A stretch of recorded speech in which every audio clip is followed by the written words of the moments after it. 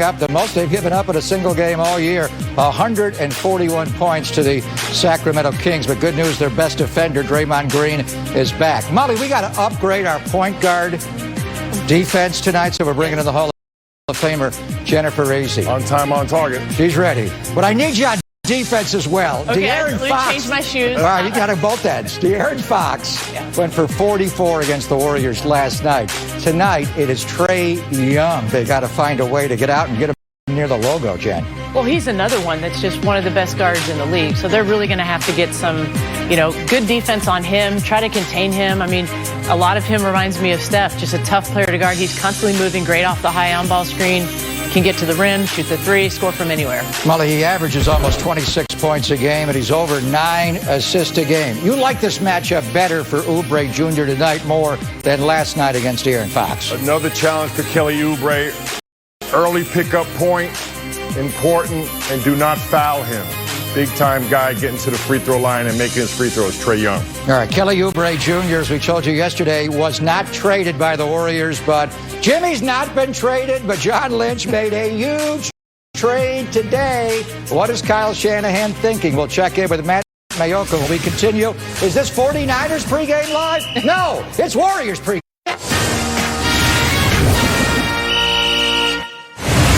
As far as the future goes, Klay's coming back and the ramifications there. Would you be comfortable staying with the Warriors if it meant coming off the bench next season? I can't speak for the future, brother. So, you keep asking me questions like I'm a psychic. But at the end of the day, I'm growing. I'm honing in on my skills in this league, and I can offer a lot more than, coming off the bench. So at the end of the day, this is my life. So I can't tell the future. Only God can. That was just one of the awkward exchanges on the Zoom postgame last night involving Kelly Oubre Jr. and the masses. So welcome back, a formal welcome back to Warriors Pregame Live, presented by Comcast Business. Greg Papa with a pair of Hall of Famers, Chris Mullin and Jennifer Razy. So we're going to hear from Bob Myers. He did talk to the media today, Mully, but, everybody in the media wants assurances. Are you going to resign? Are you going to start? These are things that have to be worked out in time, and that would be the offseason, not in the middle of a regular season. Yeah, and I thought earlier in Kelly Oubre Jr.'s comments, he addressed all of that. He said the first hurdle was to stay here through the trade deadline. Second goal was to finish this season strong and accomplish the team goals. And then they'll get into free agency in the summer. So I thought he already addressed it. So to start asking him about his future role as far as minutes and starting and coming off the bench, and then to ask him about his money, then we're going to a whole nother level. And I think rightfully so, he ended the press conference. Yeah, I think I would have gotten a little frustrated too, And, he's such a good piece of the puzzle here. And to ask if he'd be willing to come off the bench, you just can't even predict that. There's injuries, there's other things. Plus, I think he's a great starter. I think he'd be great in the mix with Klay and Steph. So it's, been an interesting year for him, I would think, emotionally too, with the trade talks and everything that was going on early on. He's played great basketball. He got through a tough month, which was really, that was a big time struggle for him offensively. His defense was always on point, his energy, his effort, and then his offense has come along. And then, if you're going to ask him about his uncertainty, there's uncertainty with Klay Thompson. And that's why, to me, he makes even more sense moving forward to help Klay Thompson out, making that transition back from injury. All right, Bob Myers did meet the media. There was about a 25-minute Q&A via Zoom, and Garrett Burke took part in that, and she's going to join us on Warriors Pregame Live, powered by Cisco WebEx. We thought maybe we'd get them last night, but it had to be delayed until the trades were officially official, and you were on that Zoom call. So tell me about what Bob was able to share about Oubre and all the Warriors' moves or non-moves yesterday. Yeah, well, Oubre was obviously the question that was the most popular there, as we're still trying to gather some information. It's all because Oubre is an unrestricted free agent next season. So if the Warriors are wondering, is he going to walk this offseason? Is he going to test the market? Should they have gotten something for him now? Well, the answer is no, because he's here. It's after the trade deadline. So I started off by asking Bob Myers, how would you characterize the interest other teams had in Oubre? And here's what he had to say. high level. He's a good player, and obviously, people read what you say and your peers, and so I think a lot of people thought he might be available, but we value him too, and as evidenced by not trading him. I know it was mentioned, which is totally fine. That's the NBA we live in. A lot of players are mentioned, and it's harder probably on them. You can tell a player that to take it as a compliment, but it's not me or you that's name is being mentioned as far as moving cities and jobs. But he handled it very well, and like I said, I think our actions spoke to how we view him. Hey, Bob, it's Jason Dumas with Cron 4. Is the goal to retain him in free agency this summer and try to keep him in your plans moving forward? Yeah, look, the first goal is to win the game tonight and then try to do well the rest of the season and then evaluate everything after that. But Kelly's done a great job. He's been kind of rumored since he showed up a little bit. Are we going to keep him or are we not going to keep him? And he's done a good job of just playing basketball. And those are conversations we'll have. I can't, per the rules, promise anything, but we like Kelly and we'd love to be able to see him in our future plans. But that's 4 or 5, 6 months away. And we'll see what happens with us. And obviously it takes two. So that decision will be made down the line. All right, so I heard a couple things there. First, the Warriors like Kelly. 2, conversations with him will happen this summer when it's more appropriate to talk about these things. And 3rd, it takes 2 in this conversation. So some of this is in Kelly's court, so to speak. As an unrestricted free agent, it would be wise just with business considerations to consider other offers from teams who can pay him the most money, who can guarantee him a role that he would like to play. Because when Kelly got that question last night, would you consider a reduced role if you're coming off the bench behind Klay Thompson? And he said, I can offer more than a bench role. So a lot of this Kelly has to decide, and we just don't have those answers right now. It's more a summer conversation. Man, I think the Warriors have a role for him tonight, Kareth, and that is to guard the great Trae Young. And photo that went viral. I mean, that says it all. That was embarrassing. I mean, to have one little weight rack and then you have this amazing, training facility. I mean, that's a simple fix, right? That never should have happened. Well, the fact that it did happen was disgraceful. Mm-hmm. Yeah. But the fact that they actually put that there, so there was some thought process to it, right? We have I would rather have nothing and say, we forgot, but they actually put one little rack in. Yeah. And firsthand with Jennifer. Yeah. Seriously, I said the other night, the women's soccer players, the basketball players, they work so hard and they're so talented in a lot of ways, as good or better than the men. I really believe that, fundamentally sound, and they rely on their teammates more. I played with Jennifer when she was at Stanford, and the opening show this season, one of my top 4 or 5 point guards ever, because she was a great player. She had high IQ, intense, and incredible, and, just competitive spirit and love of the game.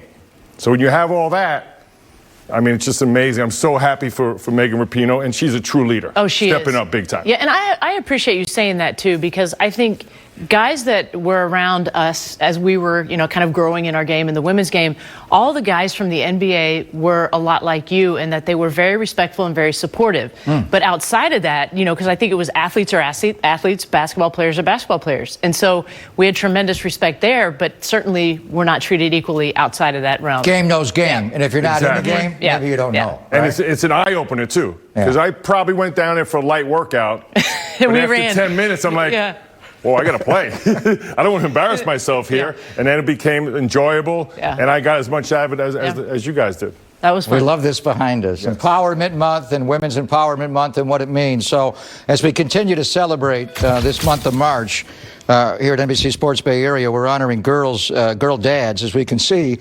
Steph Curry takes his job as a father very seriously, and you see a couple of adorable daughters, as does head coach Steve Kerr. So with Howard, she's got a little sass in her as well. I think that's the young one, Ryan, right? It was Riley earlier. So let's check in with Steve Kerr.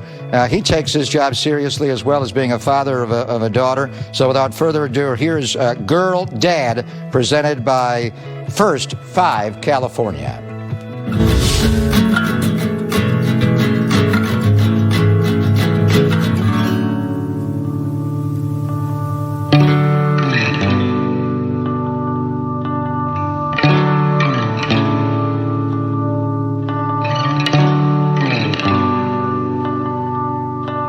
mean, being a girl dad is just leaning into being present, being available. A vision of how a man should treat, a woman. I think for us, we have to be that model, and it opens up a different side of you that you may not have, knew was there before. But it's the best thing in the world.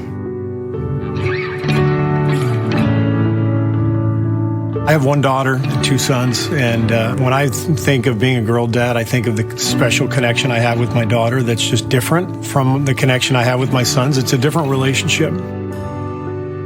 Father-daughter, there's nothing like it. My daughter can do no wrong, no matter what she does, and that's sort of how it works being a girl dad. You just see all the beauty and all the love in your daughter, and you're definitely biased. That's just the way it is, and I will always have that special connection with my daughter.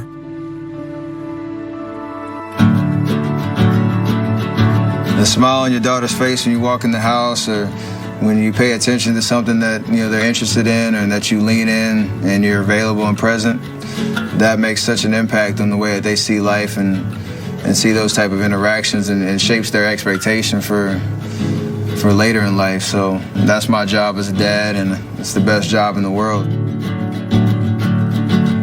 My daughter, Maddie, has empowered me in a lot of ways. We've always shared a really special connection, and I've tried to empower her from birth, just to be herself and to embrace life and to embrace her passions, and that's exactly what she's done.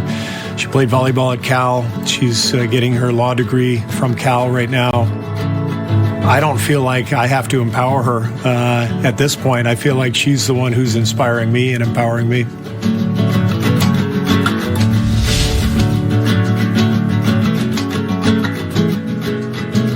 Man, that is just terrific. And to me, that symbolizes why the Warriors are the Warriors. Even Bob Myers, #GirlDad, he's got a couple of girls. The 2 leaders of your organization, the head coach and the best player to ever play here, they're just quality people. They do play basketball and coach it at the highest level, but they're quality people. Well, they are, and what I love about the 2 of them, too, and Bob, it extends beyond their immediate family. I mean, Steph had, the first all-girls camp run by an NBA player in Oakland, and, he just does tremendous things, he and his wife both, in the community for young women so that they can all believe in themselves and their dreams, just like they're instilling in their own daughters.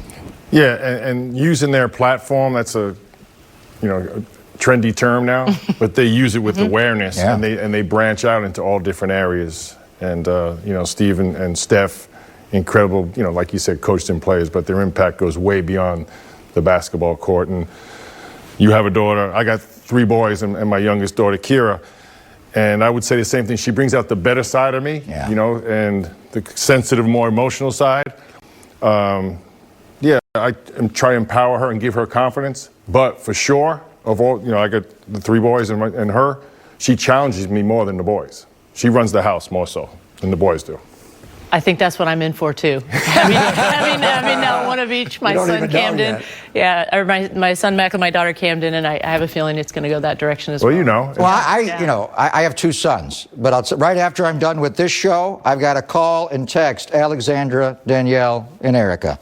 Because we're all, #GirlDad. Okay, and the answers are yes, yes, and yes. Whatever you want. You can have anything. Can it wait till later? Yeah. I got to do post-game live. The daughters, whatever you need. Isn't that true, though? Travis Schlag, speaking of Bob Myers, Travis was the Warriors' assistant GM for a long time. Is built in the Atlanta Hawks. They're 22-22 overall. They started 14-20. And then, somewhat interestingly, they decided to fire Lloyd Pierce and your friend Rod Higgins as an assistant GM there. Nate's doing a great job, Nate McMillan. Since he took over, they won 8 in a row.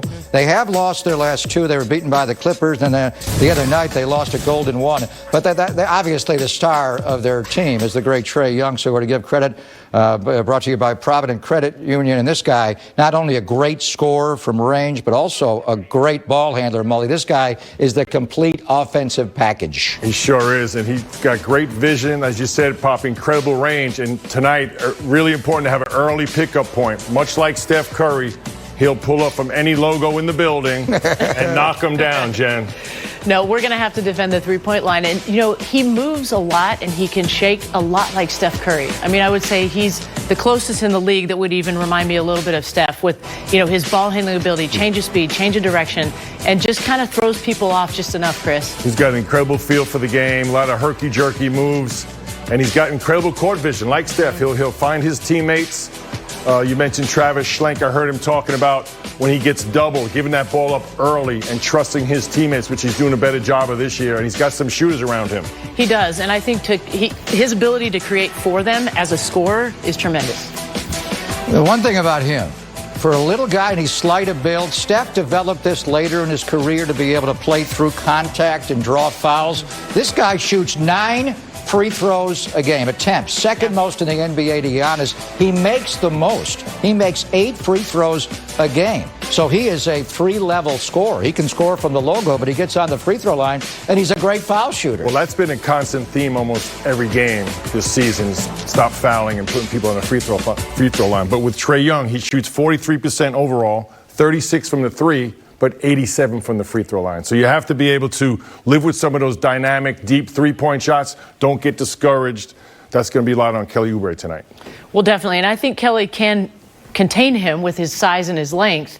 But still, I mean, the guy can score, as we saw, from just about anywhere. And being dangerous from the free throw line just adds another level to his game. Kelly Oubre Jr. will start, at point guard. Jordan Poole, there's a combo, but he'll guard the ball.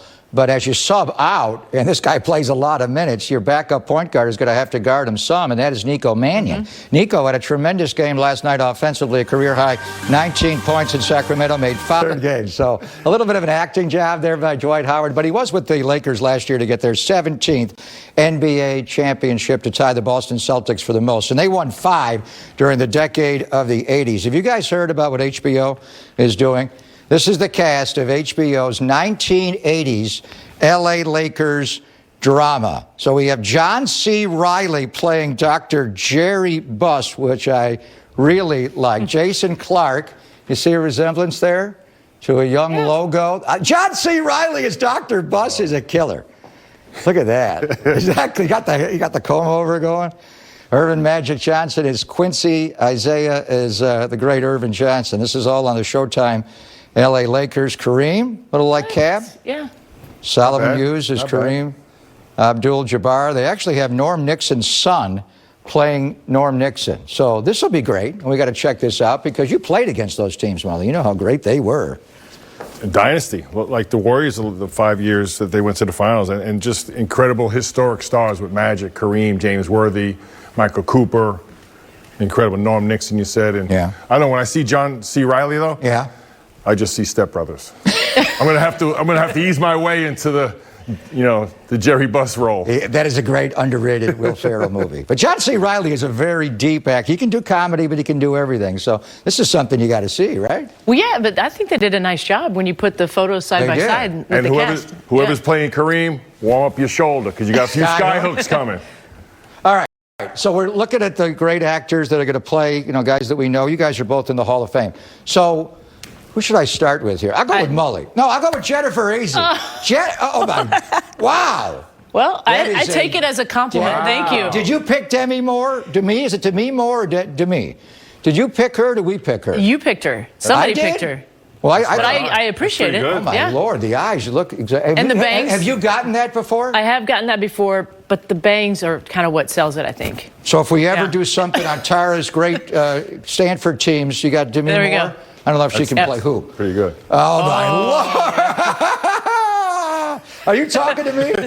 You're talking to me. Come on, the one and only. You actually sent us a picture of this, so you've done this before. That's perfect. Huh? No, Robert De Niro? But my 2 favorite movies of all, 3. Raging Bull. Yeah. Godfather 1 and 2, and Goodfellas. He was in Godfather 2. Bobby De Niro. The young Don Corleone. So I got to go with the guy that was in Godfather. And I don't look like him. No, I don't look like him at all. That's pretty good. We've aged. Well, I had to pick a short Italian guy. So I was going to go Woody Allen.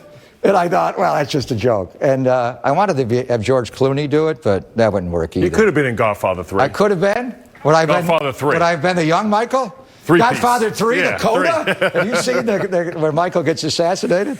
The coda. Good stuff. You look, Demi Moore and Incredible. You Bobby gotta go Demuro right to the guy. top. Go right to the top. Bobby Demuro, your guy. All right, Comcast Every Connection Counts is Baron Davis, who has dabbled in a little acting, by the way. He is an eclectic guy.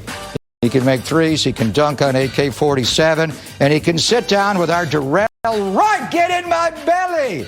So the topic here, you're going to hear more of this on Monday on Warriors pregame live and postgame live, and the Warriors play the Chicago Bulls. But here is the right corner, a little snippet. Darrell Wright in conversation with Lord Barron about the GM that brought him to the Bay. In that we believe moment, I was hurt. So I hurt my knee, dog. I had knee surgery. People don't remember this. And so I was out for like 3 weeks anyway. And Mully came down to LA and he was like, yo, bro, we just need you back. And I was like, what do you need? He was like, man, 10 minutes, 15 minutes. He was like, I'll work out with you. I was like, you'll work out with me? He was like, yeah. So me, Mully, and Mitch Richmond, when I got out of my surgery, when I first started to like do court work, those were the dudes that was working me out. That's crazy. That's why I was juiced, because imagine working out with Mully and Mitch, and then after that, you talking to them about their legacy and what they was doing. I was like, damn, dog, I gotta get back on the court. We gotta get to the playoffs. You know what I mean? Yeah. Oh, man. We're going to the right corner on Monday. Chicago Bulls are in. You'll see more of this. Many segments of Darrell Wright's great sit-down with Lord Baron Davis. That'll be Monday on Warriors pregame live right here at NBC Sports Bay Area. Would you like to respond, Molly? I mean, that just brings a smile to my face. Baron Davis was an incredibly gifted player. And you see, the highlight dunks, but most importantly, the crowd. He brought the crowd back. He really brought the excitement back to Oakland. A player that, I just love watching him, but that story's true. We needed him back, and he worked his tail off after surgery. And I think we went 9-1 to finish the season. To get in. And then we had that, incredible upset of Dallas and a very close, tough series with Utah. Well, what I remember about watching him is it's his energy. So I could see why you just wanted him back, even if it was 10 minutes but what he did for the entire team, whether he was on the bench, in the locker room, on the court, just full of energy and passion. Totally respected throughout the league. He was a star of stars. And like you said, Jennifer, he was charismatic.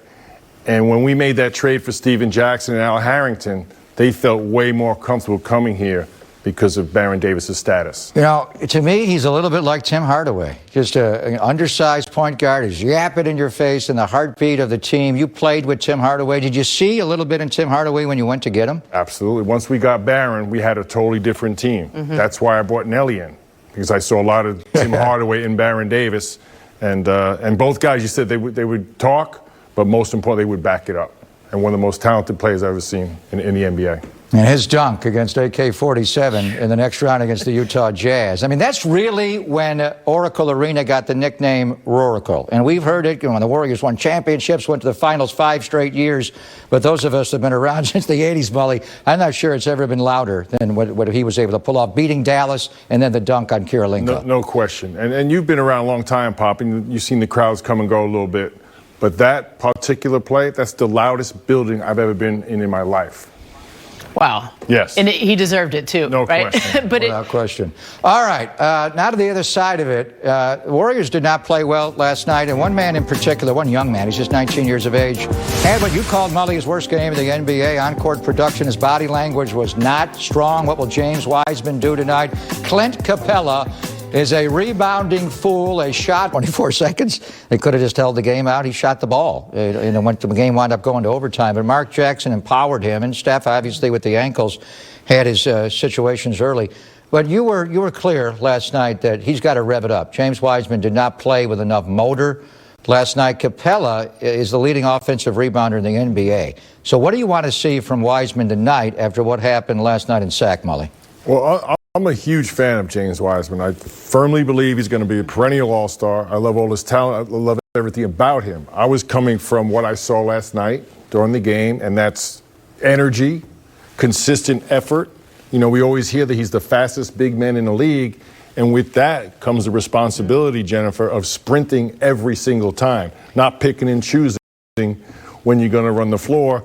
And if you do make mistakes, which we all do, don't show it with your body language. Well, it gets back to control the controllables, right? And having coached at a high level, that the last thing you want to be talking about with a player is energy and effort. And those are the two things he can control. And if he puts forth the energy and the effort, he's going to play well because he's a good player. And I'm with you. I'm a Wiseman fan. I think the sky's the limit for him, but he can't get down. This is his youth showing, I think, is getting down about mistakes. You got to let it go. And when you come off a tough game, that next game is really important. To get back to basics. What can I do to change, my influence on the game? And it's not about stats. To me, it's strictly about energy, effort, and running. And he's more than capable of doing that each and every night. Without question. And that first year in the NBA can be a real eye-opener for a lot of guys. And he has a guy in his own roster he could ask about. Jordan Poole really struggled last year, and to watch him playing so much better.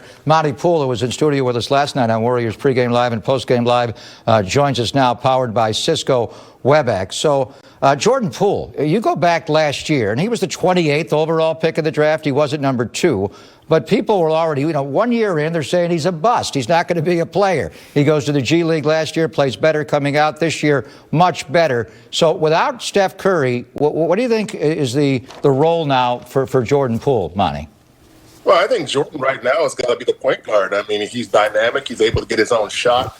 He had, I think, 5 assists last night in Sacramento. So right now, if Steph Curry's not out there, he's going to be the guy who sort of gets the offense going one way or the other. He can get his own shot, like I said, but also, he's able to sort of get other guys involved. I think he did a good job of that last night, even though, they got blown off the court. I don't think it was Jordan's necessarily his fault that left them in such a bad situation. It was their defense. So I think his development is coming along very nicely. I think last year at this time, there were people who wondered, is he even an NBA player? Well, now nobody wonders that anymore. So we're seeing the fruits of his labor. All right, Monty Poole, thank you for joining us as always. We're reading